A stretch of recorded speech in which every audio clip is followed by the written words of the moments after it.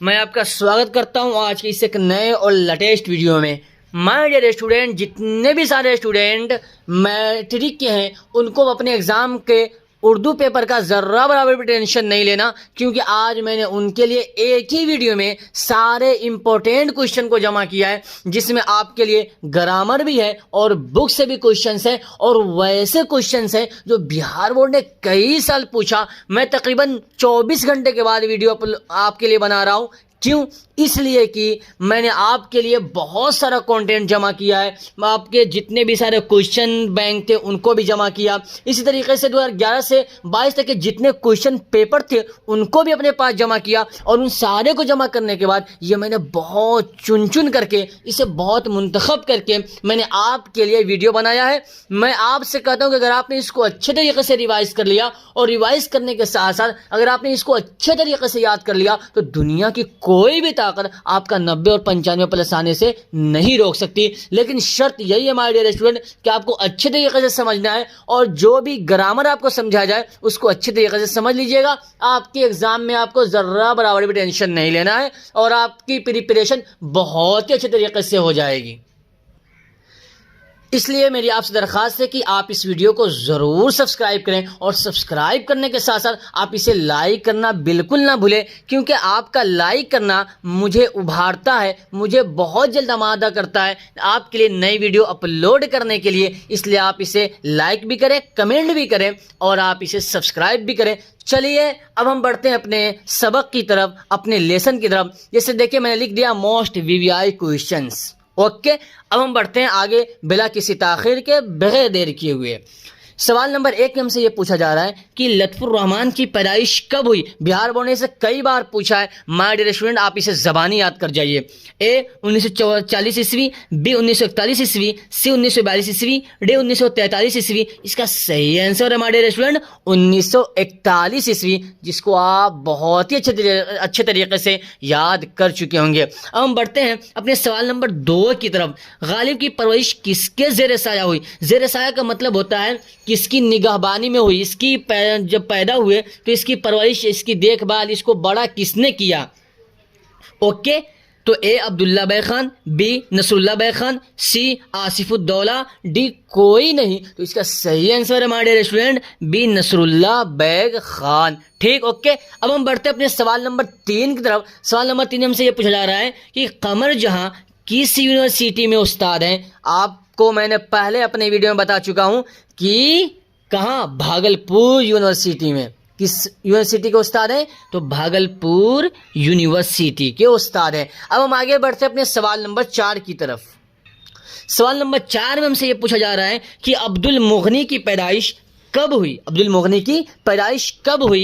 ए 1932 ईस्वी, बी 1933 ईस्वी, सी 1934 ईस्वी, डी 1935 ईस्वी। तो इसका सही आंसर है माय डियर स्टूडेंट 1934 ईस्वी। ठीक, ओके। अब हम बढ़ते हैं अपने सवाल नंबर 5 की तरफ। डॉक्टर मोहम्मद मोहसिन के वालिद का क्या नाम है।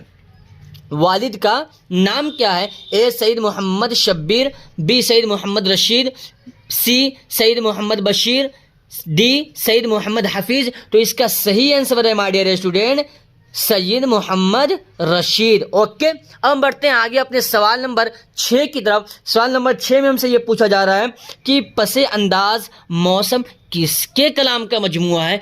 ए अहमद फराज, बी मुबारक अजीमाबादी, सी शाद अजीमाबादी, डी मिर्जा गालिब। तो इसका सही आंसर है माय डियर स्टूडेंट ए अहमद फराज का। आप इसे अच्छे तरीके से रिवाइज कीजिए और इसको अपने ज़हन में बैठाते चलिए। मोस्ट वीवीआई बहुत ही इंपॉर्टेंट क्वेश्चन है माय डियर स्टूडेंट।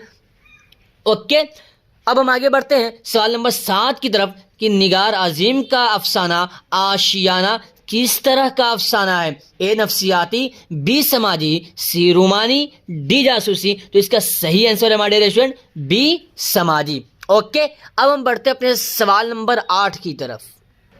सवाल नंबर 8 में ये पूछा जा रहा है कि डॉक्टर मोहम्मद मोहसिन की पैदाइश का भी बहुत ज़्यादा इंपॉर्टेंट है माय डियर स्टूडेंट। इसको याद कीजिएगा, ज़बानी याद कर लीजिए। ओके, ए 1908 ईस्वी, बी 1909 ईस्वी, सी 1910 ईस्वी, डी 1911 ईस्वी। तो इसका सही आंसर है माय डियर स्टूडेंट 1909 1910 ईस्वी। ओके, अब हम आगे बढ़ते हैं अपने सवाल नंबर 9 की तरफ। सवाल नंबर 9 में हमसे ये पूछा जा रहा है कि गालिब के वालिद का क्या नाम था? ए नसीरुल्लाह बे खान, बी अब्दुर्रहमान बे खान, सी अब्दुल्ला बे खान, डी हमीदुल्लाह बे खान। तो इसका सही आंसर है मॉडरेशन, जो आपको अच्छी तरीके से याद होगा, सी अब्दुल्ला बे खान। ओके, अब हम आगे बढ़ते हैं अपने सवाल नंबर 10 की तरफ। राजेंद्र सिंह बेदी किस शहर में पैदा हुए?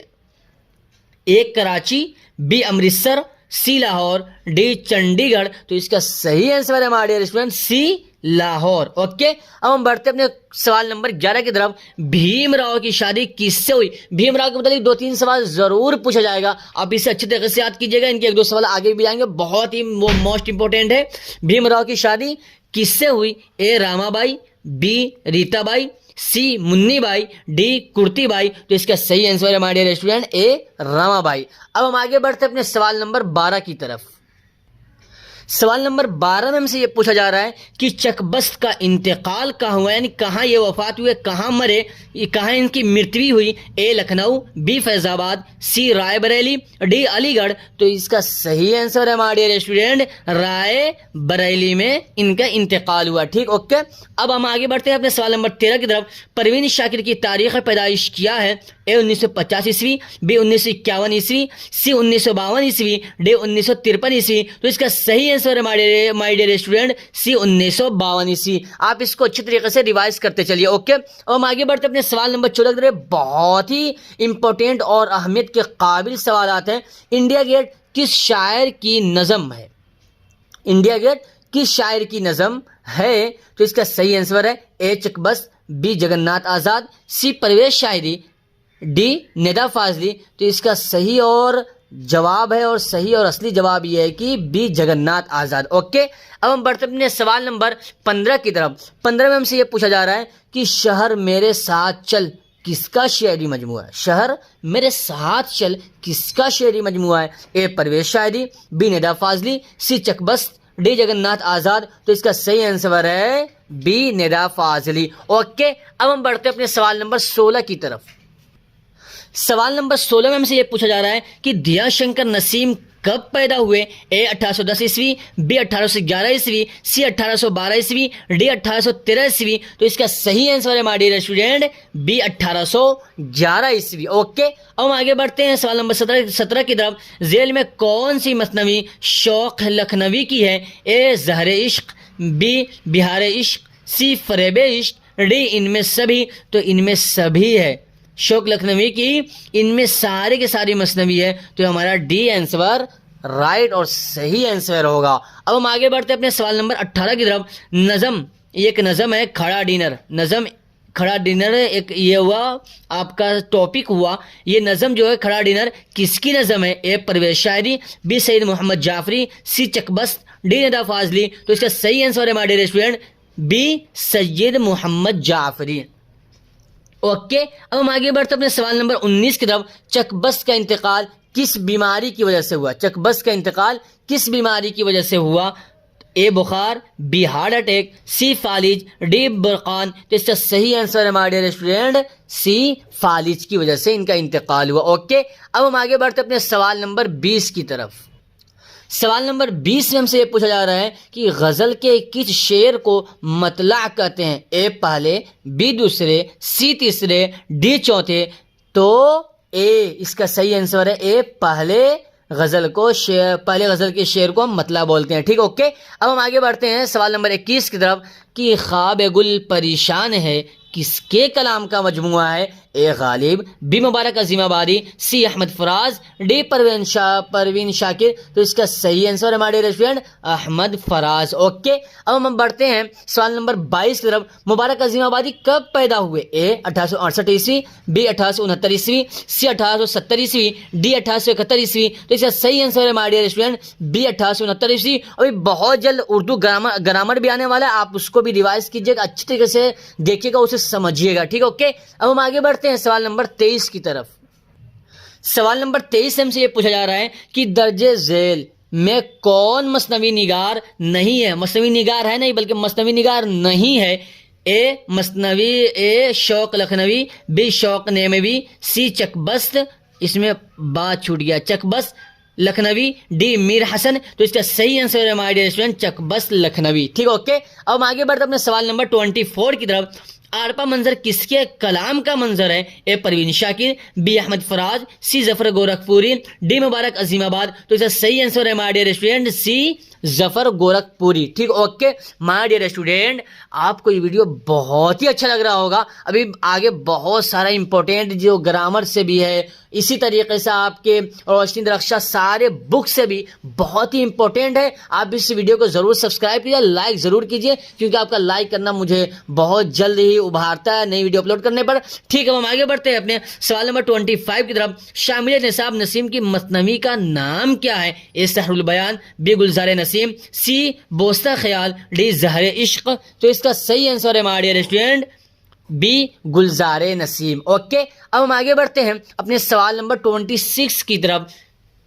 वो ये है कि गालिब का इंतकाल किस सन में हुआ? सन का मतलब ये होता है किस साल हुआ, किस ईयर हुआ। ए 1858 ईस्वी, बी 1856 ईस्वी, सी 1855 ईस्वी, डी 1869 ईस्वी। तो इसका सही आंसर होगा माय डियर स्टूडेंट डी 1869 ईस्वी। ठीक, ओके। अब हम आगे बढ़ते अपने सवाल नंबर 27 की तरफ। सवाल नंबर 27 हमसे ये पूछा जा रहा है कि जमीन के करीब किसका मजमुआ है? जमीन के करीब ये एक टॉपिक है, इस टॉपिक जो है ना ये किसका मजमुआ है, यानी इसको जमा करने वाला कौन है? A Parveen Shakir, B Ahmad Faraz, C Zafar Gorakhpuri, D Mubarak Azimabadi. तो इसका सही आंसर है my dear student C Zafar Gorakhpuri. ठीक, ओके। अब हम आगे बढ़ते अपने सवाल नंबर 28 की तरफ। ये इस सवाल में ये है कि परवीन शाकिर के वालिद का नाम क्या था? A Kashif Hussain, B Tariq Hussain, C Saqib Hussain, D Khalid Hussain. तो इसका सही आंसर है my dear student C Saqib Hussain. ठीक, ओके। अब हम आगे बढ़ते अपने सवाल नंबर 29 की तरफ। वो ये है कि मिर्जा शौक का खानदानी पेशा क्या था? खानदानी पेशे का मतलब वो कौन सा खानदानी, यानी वो उनके जो पूर्वज थे वो कौन सा काम करते चले आ रहे थे?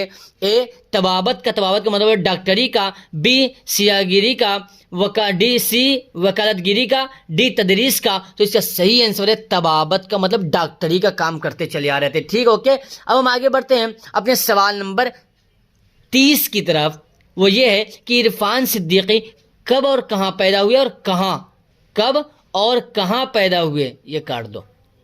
कब और कहाँ पैदा हुए? ए 1939 ईस्वी बदायूं, बी 1938 ईस्वी लखनऊ, सी 1937 ईस्वी सहसराम, डी 1940 ईस्वी अलीगढ़। तो इसका सही आंसर है माय डियर स्टूडेंट बदायूं 1939 ईस्वी। ठीक, ओके। अब हम आगे बढ़ते अपने सवाल नंबर 31 की तरफ। सवाल नंबर 31 में हमसे ये पूछा जा रहा है कि मुबारक अजीमाबादी के वालिद का नाम क्या था? ए फिदा हुसैन, बी फिदा हुसैन, सी अहमद हुसैन वामिक, डी मुजीर हुसैन। तो इसका सही आंसर है माय डियर स्टूडेंट, क्या इसका सही आंसर है? बी फिदा हुसैन वामिक, बी फिदा हुसैन वामिक। ओके, अब हम आगे बढ़ते हैं अपने सवाल नंबर 32 की तरफ कि नसीम कहाँ पैदा हुए? नसीम कहाँ पैदा हुए? A Delhi, B Deccan, C Lucknow, D Patna. तो इसका सही आंसर होगा my dear student D Patna में। ओके, अब हम आगे बढ़ते अपने सवाल नंबर 33 की तरफ। 33 हमसे ये पूछा जा रहा है कि परवीन शाकिर कहाँ पैदा हुई थी? A Hindustan, B Pakistan, C Bangladesh और डी नेपाल। तो इसका सही आंसर है my dear student Pakistan Karachi में पैदा हुई थी। ओके, अब हम आगे बढ़ते हैं अपने सवाल नंबर 34 की तरफ। सवाल नंबर 34 हमसे ये पूछा जा रहा है कि नायाब किसके कलाम का मजमूआ है? एक टॉपिक है, ये किसके कलाम का मजमूआ है? A Ghalib, B Mubarak Azimabadi, C Ahmad Faraz, D Parveen Shakir. तो इसका सही आंसर है my dear student C Ahmad Faraz का। ओके, अब आगे बढ़ते हैं 35 की तरफ। मिर्जा शौक कब पैदा हुए? ए 1781 ईस्वी, बी 1780 ईस्वी, सी 1783 ईस्वी, डी 1782 ईस्वी। तो इसका सही आंसर है माय डियर स्टूडेंट सी 1783 ईस्वी। ओके, अब हम आगे बढ़ते हैं सवाल नंबर 36 की तरफ। मुसहफी कहाँ पैदा हुए? A Delhi, B UP Amroha, C Lucknow, D Patna. तो इसका सही आंसर है my dear student B UP Amroha में। अब हम आगे बढ़ते हैं अपने सवाल नंबर 36 की तरफ। दर्ज झेल शुआरा में मज़ाह के शायर कौन है? A Ramz Azimabad, B Dilawar Figar, C Bekal Sahib, D Zubair Rizvi. तो इसका सही आंसर है my dear student Dilawar Figar. Okay, अब हम आगे बढ़ते हैं अपने सवाल नंबर 37 की तरफ। सवाल नंबर 37 में हमसे यह पूछा जा रहा है कि टप टप झेल में कौन सा लफ्ज है? ए इसमें मौसूल, बी इसमें मारफा, सी इसमें सौद, डी इसमें आला। आप इसे समझ जाइए कि जो कोई भी आवाज़ हो, चाहे वो गधे की आवाज़ हो, इंसान की आवाज़ हो, किसी की भी आवाज़ हो, वो इसमें सौद कहलाता है। ओके, मैंने इसे अपने ग्रामर में समझा दिया। और एक बात मैं आपको यहीं पर और बता दूं कि जितने भी सारे स्टूडेंट मैट्रिक एग्जाम देने जा रहे हैं, मैंने बहुत इंपॉर्टेंट ग्रामर पर ही मैंने वीडियो बनाया। आप उसे ज़रूर समझ लें, याद कर लें, क्योंकि मैंने जो बताया था एकदम सेम वही इंटर के भी एग्जाम में ग्रामर पूछा गया। ओके, अब हम आगे बढ़ते हैं अपने सवाल नंबर 38 की तरफ। फेले अम्र की मिसाल है, यानी फेले अम्र की मिसाल कौन है वो बताओ। यहाँ आओ, वहां न जाओ, सी वो आया, डी वो लाया गया। इसको अच्छे से समझो। फेले अम्र का मतलब होता है ना हुक्म देना, किसी को हुक्म दो, किसी को ऑर्डर दो। ए वो किताब लाओ, ये पेन दो, खाना खाओ, सेब लाओ, किताब पढ़ो। इस जो हुक्म है ना, जो ऑर्डर है ना, इसी को हम फेले अम्र बोलते हैं। क्या हम बोलते हैं? इसको हम फेले अम्र बोलते हैं। और फेले नहीं भी आपसे पूछ देगा तो फेले नहीं, ये फेले नहीं, तो इसका मतलब क्या होता है? इसका मतलब होता है मत खाओ, वहां न जाओ, मत खाओ, मत पियो, मत पढ़ो। ये जितना भी होता है ना, इसको हम फेले नहीं बोलते हैं। निगेटिव और ये हो गया पॉजिटिव, यानी पॉजिटिव ऑर्डर और ये निगेटिव ऑर्डर। आप बहुत ही अच्छे तरीके से इसे समझ गए होंगे। आप इसे समझ लीजिएगा, ये बहुत एग्जाम में आएगा। फेले अम्र का मतलब हुआ इधर आ, उधर जा, ये खा, वो पी, वो ला, उधर जा। ये क्या हुआ? फेले अम्र हुआ। फेले नहीं का मतलब मत खा, मत पी, उधर मत जा, ये काम मत कर। ये सारा का सारा क्या है? ये फेले नहीं है। ओके, अब हम बढ़ते हैं अपने सवाल नंबर 39 की तरफ कि या अल्लाह में या क्या है? ये भी पूछा जाएगा आपसे बार बार। अब हमारा हो गया ग्रामर शुरू, देख लो, बहुत इंपॉर्टेंट है।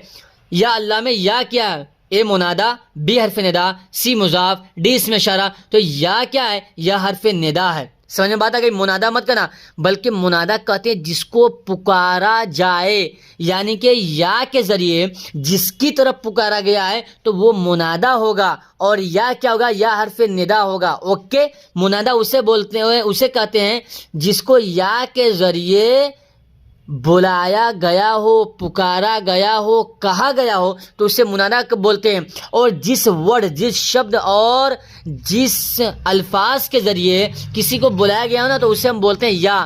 तो इसमें देखो, या अल्लाह नहीं बोलते, या अल्लाह, या अल्लाह रहम कर इस पर। तो ये या जो है ना, ये या ज़बर या, ये हरफ निदा कहलाता है। ओके, आप बहुत ही अच्छे तरीके से इसे समझ गए होंगे।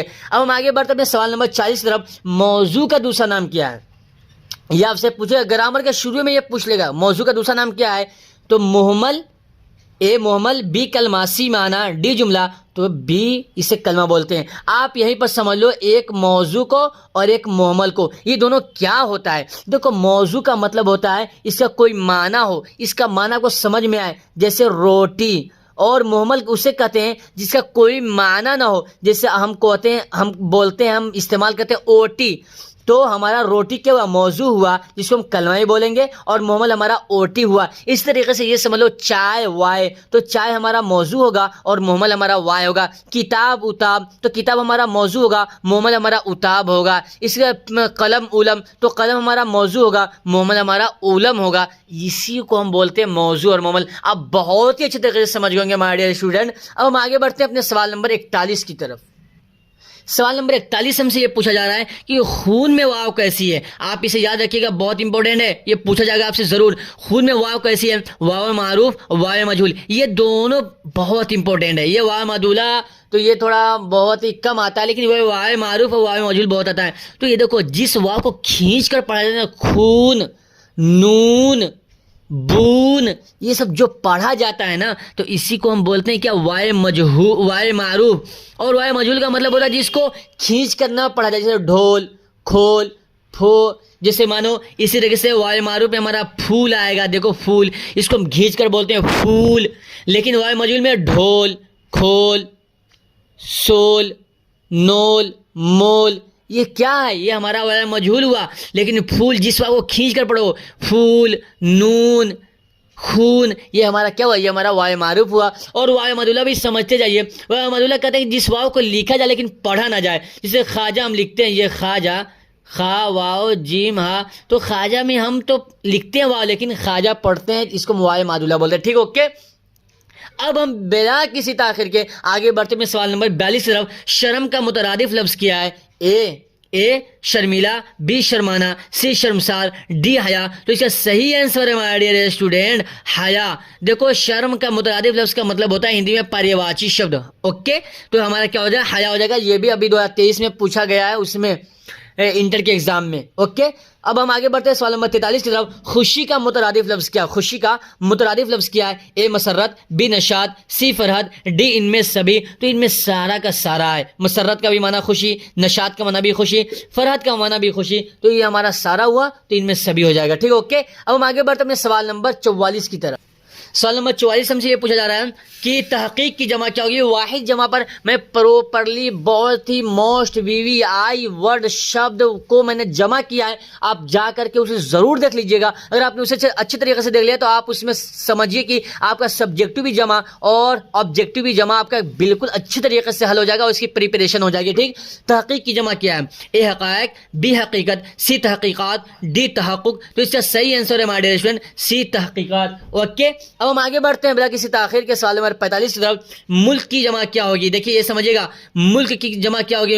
ए अमलाक, बी ममालिक, सी मलिक, डी मलाइक। तो इससे सही आंसर होगा ममालिक। और जब यही मुल्क पर पेश रहे तो मुल्क ममालिक, और यही जब मीम पर जबर रहे और लाम पर जर मलिक रहे तो इसका हो जाएगा मलाइक। ओके, आप समझ गए? मलिक का होता है मलक माने होता है मलक माने फरिश्ता, तो इसकी जमा मलाइक हो जाएगी। मलाइक माने फरिश्तों, इसकी बहुत सारे फरिश्ते। ओके, अब हम आगे बढ़ते हैं। आप वाहिद जमा को जो हम बोलते हैं ना, एक वचन, बहुवचन, सिंगुलर, प्लूरल, वही वाहिद जमा होता है। ठीक, ओके। अब हम आगे बढ़ते हैं अपने सवाल नंबर 46 की तरफ। जेल में साबका वाला लफ्ज कौन है? साबका का मतलब होता है कोई ऐसा वर्ड शुरू में मिलाया जाए कि उसका माना दूसरा हो जाए। जैसे देखिए ला है ना, ला, यह हमारा क्या है? साबका है। अगर ये जवाब है तो हम बोलते हैं ना तुम जवाब दो, तो इसका माना था एक जवाब दो। लेकिन अगर शुरू में इसके ला बढ़ा दिया गया, ला जवाब, तो इसका मतलब ये होता है कि कोई जवाब नहीं। एक तो तर्जमा ये होता है और एक तर्जमा इसका ये होता है लाजवाब, तुमने क्या ही लाजवाब बात कह दी। तो ये जो लाजवाब होता है ना, एक अच्छाई के लिए भी होता है कि ये और एक ये अच्छाई के लिए तो होता ही है, एक बुराई के लिए भी होता है। ठीक, तो लाजवाब क्या होगा? हमारा साबका होगा। लाश नहीं होगा, लाना भी नहीं होगा, लायक इसमें से कोई भी नहीं होगा। ओके, ये हमारा लाजवाब में ला साबका होगा। ठीक, ओके। अब हम आगे बढ़ते हैं सवाल नंबर 47 की तरफ। आगाज का जिद क्या है? आगाज जिद का होता है विपरीतार्थक शब्द हिंदी में, और इसे हम इंग्लिश ग्रामर, इंग्लिश व्याकरण में हम इसे बोलते हैं, इसे इंग्लिश ग्रामर में हम बोलते हैं एंटोनिम, अपोजिट। ओके, तो आगाज से क्या होगा? अंजाम, बी खत्म, सी तमाम, डी में कोई नहीं, तो इसका सही होगा ए अंजाम। ओके, इसका क्या होगा? अंजाम। अब हम चलते हैं सवाल नंबर 48 की तरफ। तो सवाल नंबर 48 में हमसे ये पूछा जा रहा है, तुम ये बताओ कि हिंदुस्तानी सिफत की कौन सी किस्म है? हिंदुस्तानी सिफत की कौन सी किस्म है? सिफत ज़ाती, सिफत निस्बती, सिफत आदादी, डी सिफत मिक़दारी। तो इसका सही आंसर है सिफत निस्बती। कितना भी हो, जैसे हिंदुस्तानी, बिहारी, पाकिस्तानी, और इसी तरह से समझ लो गोरखपुरी, या इसी तरह से समझ लो कि मुजफ्फरपुरी, मोतिहारवी, ये जितना में भी लगता है ना जिसको हम निस्बत जोड़ के बोलते हैं, चाहे वो बिहारी हो, पाकिस्तानी हो, आखिर में या हो या वाव या जोड़ के बनाते हैं, उसको हम सिफत निस्बती बोलते हैं। ठीक, ओके। अब हम आगे बढ़ते हैं सवाल नंबर 49 की तरफ। सवाल नंबर 49 हमसे पूछा जा रहा है, खबरदार हो जाओ। ये किस तरह का मिसाल है? खबरदार हो जाओ, ये किस तरह का मिसाल है? तमन्ना नहीं, बिल्कुल नहीं। अर्ज, ये भी नहीं। सी तंबी, हाँ ये हो सकता है। ये क्यों हो सकता है माय डियर स्टूडेंट? ये कि एक आदमी को आगाह किया जा रहा है, मुतनब्बे किया जा रहा है, बताया जा रहा है, उसे खबरदार किया जा रहा है, और जिसको भी खबरदार किया जाए, मुतनब्बे किया जाए, या अपनी तरफ उसे खींचा जाए, तो उसको हम क्या बोलते हैं? उसे हम बोलते हैं तंबी। खबरदार हो जाए, ये किस तरह का मिसाल? ये तंबी का है। अगर तमन्ना का रहता होता काश तुम ये करते, तो ये तमन्ना होता। जिस वर्ड में भी काश आए तो वो क्या होगा, वो हमारा क्या होगा, तमन्ना का हो जाएगा। अब हम आगे बढ़ते हैं सवाल नंबर 50 की तरफ। अहमद तेज दौड़ता है, इसमें तेज क्या है, ए इस्म, बी ज़मीर, सी फेल, डी फेल मुतालिक। तो इसका सही जवाब ये है कि ये फेल है। ओके, ये हमारा क्या है, ये फेल है। अब हम आगे बढ़ते हैं अपने सवाल नंबर 51 की तरफ। जेल में इसमें आला चुनिए। मैं आपको इसमें आला पिछले वीडियो में मैं बता दिया हूँ, ग्रामर के वीडियो में। इसमें आला उसे हम कहते हैं जिससे जो किसी हम हथियार को बोलते हैं, जैसे चाकू, कैंची, इसी तरह से आड़ी, ये जितनी भी सारी चीज़ें हैं ना माय डियर स्टूडेंट, ये इसमें आला है। या अगर ये ना हो तो कोई ऐसी चीज़ हो जिससे कोई काम किया जाए, जैसे मतलब चम्मच, इससे क्या होता है, हम इसे अपने खाने में इस्तेमाल करते हैं, तो ये हमारा इसमें आला हो जाएगा। जैसे इसमें देखो, ए दीवार, बी दरख्त, सी चाकू, डी आसमान। तो चाकू से हम सामानों को काटते हैं, कपड़े को काटते हैं, तो क्या हो जाएगा, ये हमारा इसमें आला हो जाएगा। अब हम आगे बढ़ते हैं अपने सवाल नंबर 52 की तरफ। तेज, लंबा, ईमानदार, ये सब सिफत की किस किस्म की मिसाल है। ए सिफत ज़ाती, बी सिफत निस्बती, सी सिफत आददी, डी सिफत मिक़दारी। तो इसका सही आंसर है हमारे इसमें सिफत ज़ाती। सिफत ज़ाती इसलिए कि ये किसी इंसान के साथ लगता है। तेज, लंबा, ईमानदार, किसी इंसान के साथ लगता है ना, किसी आदमी के साथ लगता है, तो ये क्या होगा हमारे डियर स्टूडेंट, ये हमारा सिफत ज़ाती होगा। अब हम आगे बढ़ते अपने सवाल नंबर 53 की तरफ। सवाल नंबर 53 हमसे पूछा जा रहा है कि ज़माने के एतबार से फेल की कितनी किस्में, ए 1, बी 2, सी 3, डी 4। तो इसका सही आंसर है 3 है।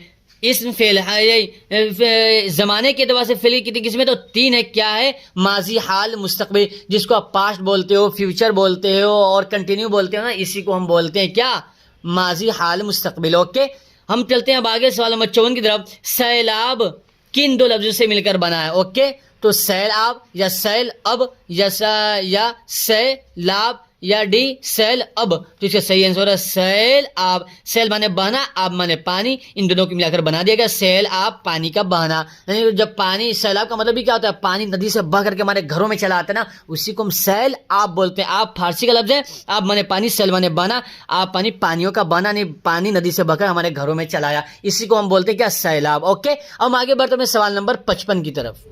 सवाल नंबर 55 हमसे ये पूछा जा रहा है कि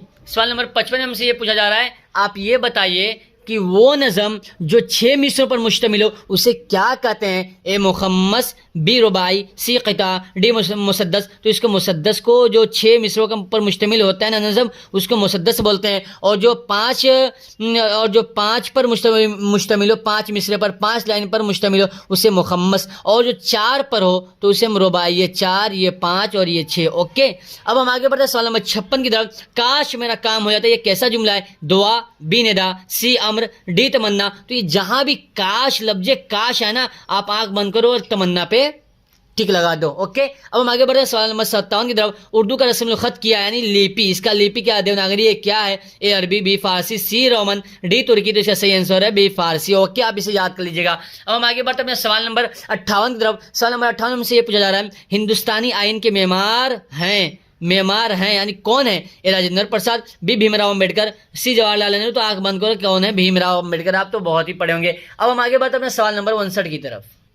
सवाल नंबर 59 में हमसे पूछा जा रहा है, उर्दू का पहला नावल किससे करार दिया जाता है। ए इब्नुल वक्त, बी मिरातुल उरूस, सी गोदान, डी फसाने आज़ाद। तो इसका सही आंसर है मिरातुल उरूस। ठीक हो, क्या आगे हम बढ़ते हैं सवाल नंबर 60 की तरफ। महमूद किस अफसाने का किरदार है। ए भाभीजान, बी फरार, सी कटी हुई शाख, डी आशियाना। तो इसका सही आंसर है माय डियर स्टूडेंट बी फरार। ओके, अब हम आगे बढ़ते हैं सवाल नंबर 61 की तरफ। आर्यभट्ट ने किस साइंसदान की रहनुमाई की, बहुत इंपॉर्टेंट है, आप इसे याद कीजिएगा। आर्यभट्ट ने किस साइंसदान की रहनुमाई की थी। A Galileo, B Pythagoras. तो पाइथागोरस की थी, आगे पढ़ने की जरूरत नहीं है। हम आगे पढ़ते हैं, फरार किसका अफसाना है। ए सुहेल अजीमाबादी, बी निगार आजिम, सी कमर जहां, डी सैयद मोहम्मद मोहसिन। तो डी सैयद मोहसिन हमारा सही आंसर है। अब हम आगे बढ़ते हैं सवाल नंबर 63 की।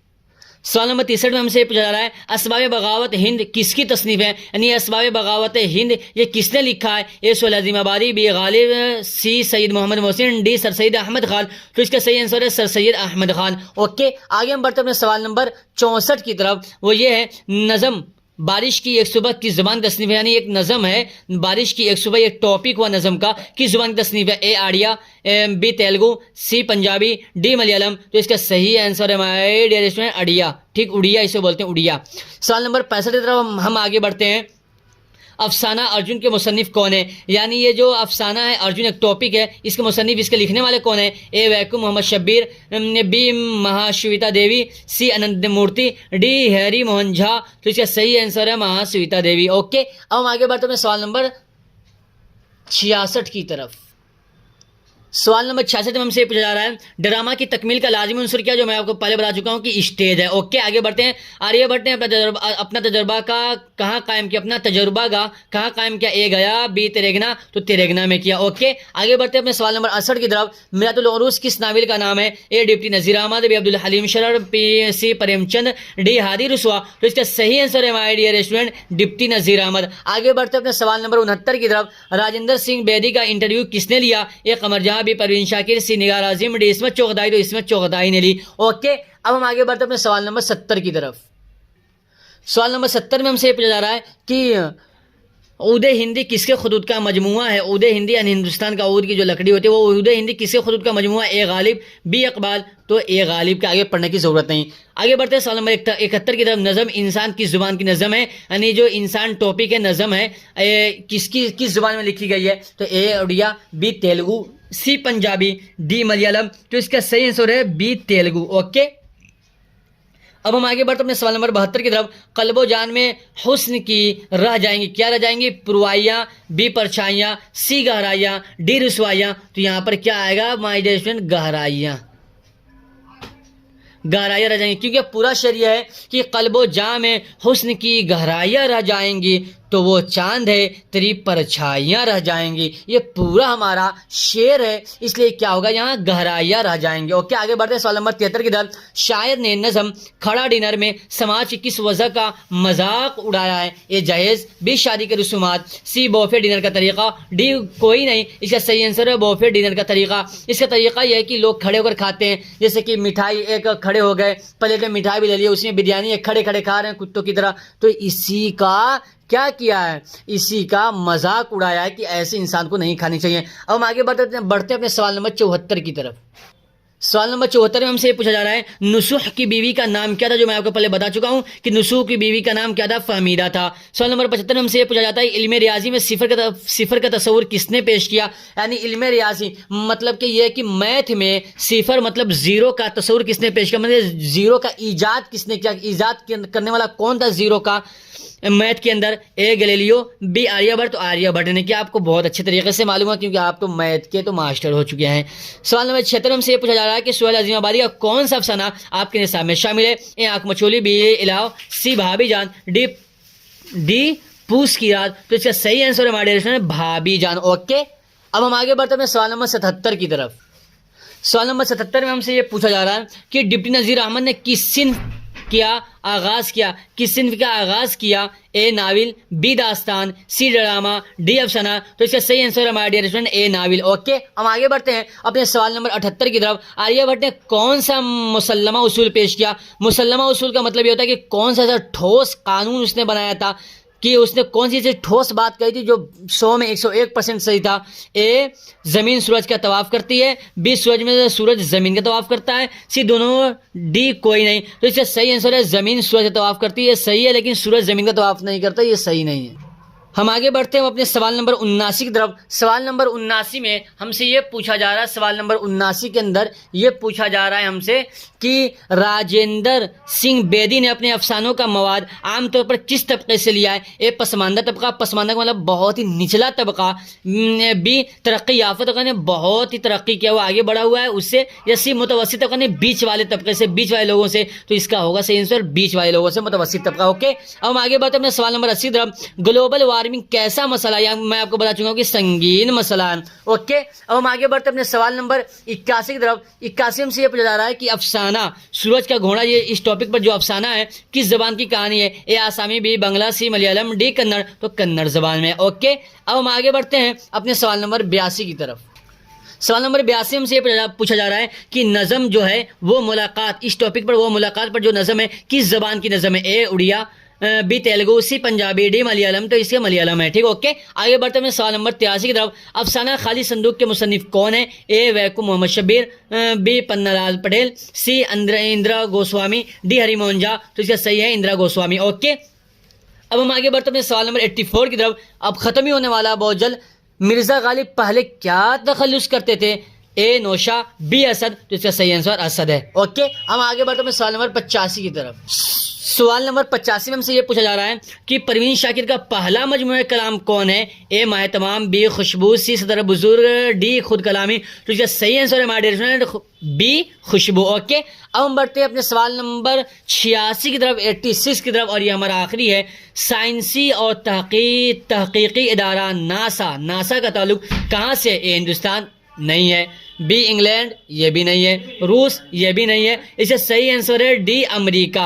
माय डियर स्टूडेंट, आज हमारा ये मुकम्मल हुआ, आज का ये लेसन हमारा यहीं तक मुकम्मल हुआ। अगर आपने इसको अच्छे तरीके से रिवाइज कर लिया और रिवाइज करने के साथ साथ आपने इसे अपने दिमाग में बैठा लिया और ज़बानी याद कर लिया, तब सोने पे सुहागा है, तब आपको दुनिया की कोई भी ताकत नहीं रोक सकती। 95+ आपका नंबर मैट्रिक के अंदर ज़रूर आएगा। आपके उर्दू पेपर, आपकी प्रिपरेशन बहुत ही अच्छी तरीके से मैंने कर दी। आप इन सारे को देख लीजिए और बार देखिए, और आप इसे बिल्कुल सब्सक्राइब करना ना भूलें। आप लाइक भी करें, कमेंट भी करें, क्योंकि जब आप कमेंट करते हैं, लाइक करते हैं, तो हमारा हौसला बहुत ही ज़्यादा बढ़ता है। हम नई वीडियो अपलोड करने पर बहुत ही जल्द आमादा होते हैं। इसलिए आप इस वीडियो को लाइक भी करें, कमेंट भी करें और सब्सक्राइब ज़रूर करें। मैं इसी पर वीडियो को ख़त्म करता हूँ, फिर मैं आपसे मिलता हूँ एक नई वीडियो के साथ।